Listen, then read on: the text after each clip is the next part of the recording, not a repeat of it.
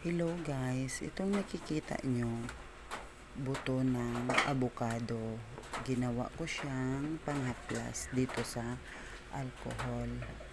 Ayan, alcohol. Nilagay ko yan siya dyan guys.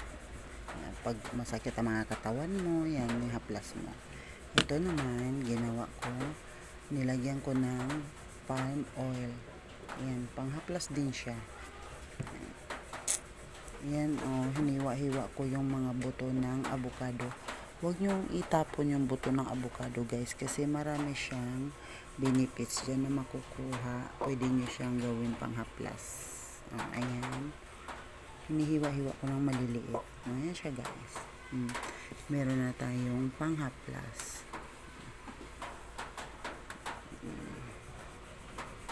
Sa ayaw ng malagkit,